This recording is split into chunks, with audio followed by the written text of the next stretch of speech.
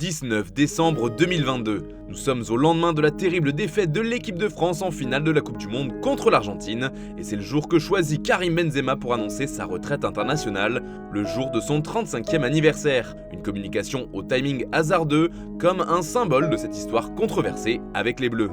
Pourtant, les premiers pas du petit génie de l'OL avec le maillot tricolore étaient pleins de promesses. Premier match et premier but le 28 mars 2007 contre l'Autriche. Il est lancé par Raymond Domenech pour remplacer Djibril Cissé et il marque 7 minutes après être entré en jeu. Sur une belle offrande de Samir Nasri, il ouvre son compteur but avec la France. Tout doucement, le jeune Benzema se fait une place dans le groupe, avec notamment un doublé contre les îles Féroé et en qualif pour l'Euro 2008.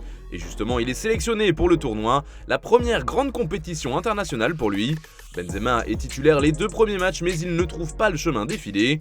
Une première décevante, mais pas autant que l'équipe de France qui termine bonne dernière de son groupe, derrière les Pays-Bas, l'Italie et la Roumanie avec un petit point en 3 matchs. Par la suite, Benzema a plus de difficultés à s'imposer au sein du groupe France, et sa déclat après son premier match en bleu en tant que joueur du Real Madrid ne va pas aider.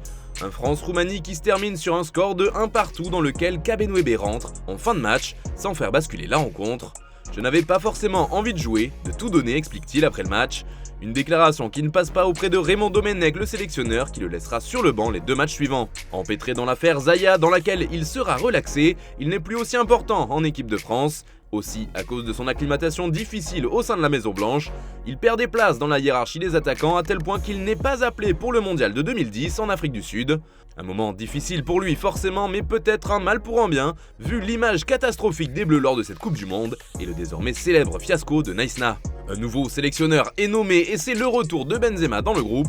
Il dispute le 11 août 2010 le premier match de l'ère Laurent Blanc et petit à petit, il retrouve une place et un rôle important dans la sélection. Il faut dire que la retraite de Thierry Henry et la suspension de 18 mois de Nicolas Anelka l'ont bien aidé. Une occasion saisie par Benzema qui s'impose durablement entre le Mondial et l'Euro 2012.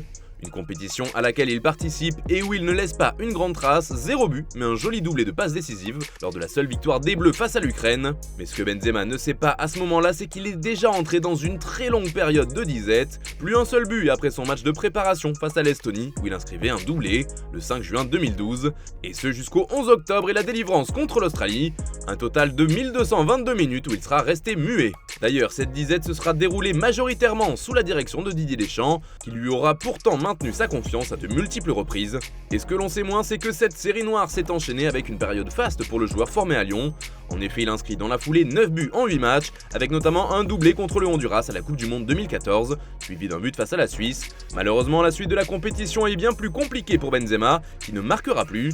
Il restera muet notamment face à l'Allemagne de Manuel Neuer en quart de finale, avec une image qui restera gravée dans les mémoires. Personne ne peut l'imaginer à ce moment-là, mais ce sera le dernier match de Kabenwebe en Coupe du Monde.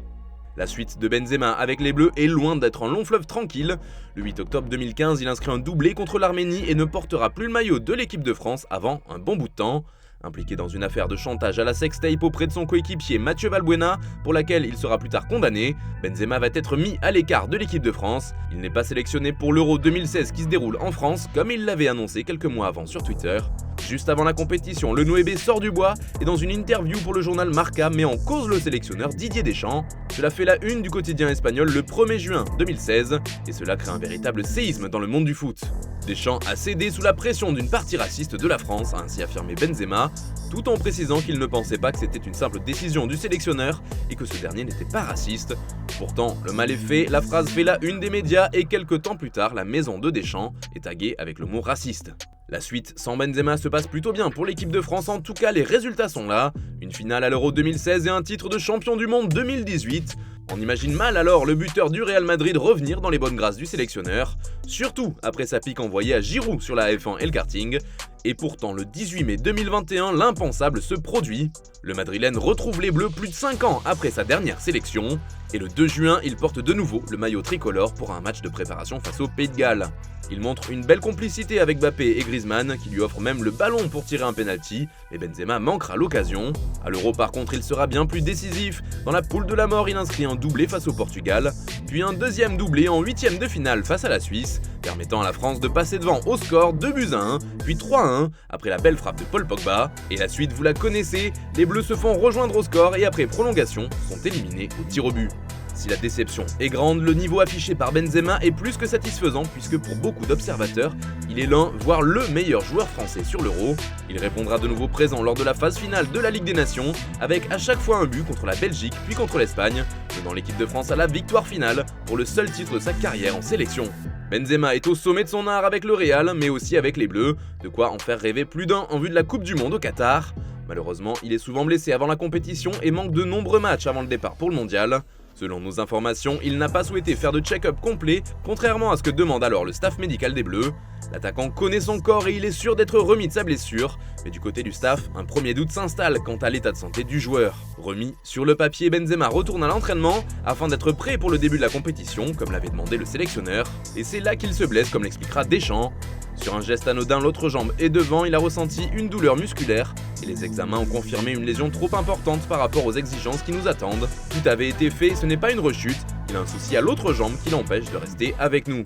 Le staff des Bleus lui demande donc de rentrer à Madrid pour se soigner entièrement. Dans le même temps, Benzema aurait lui souhaité obtenir plus de temps avant d'être officiellement déclaré forfait.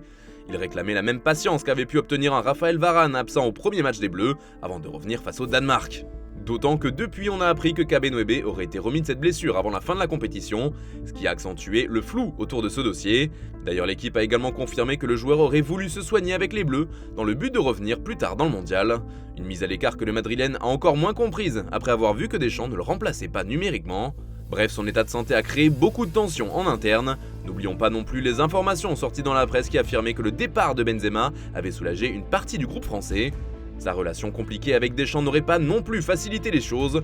Au final, Benzema ne reviendra pas durant la Coupe du Monde, et comme il l'a annoncé au lendemain de la défaite des Français en finale, il ne reviendra plus avec les Bleus. 37 buts et 20 passes décisives en 97 sélections, et une histoire amère au goût d'inachevé en équipe de France.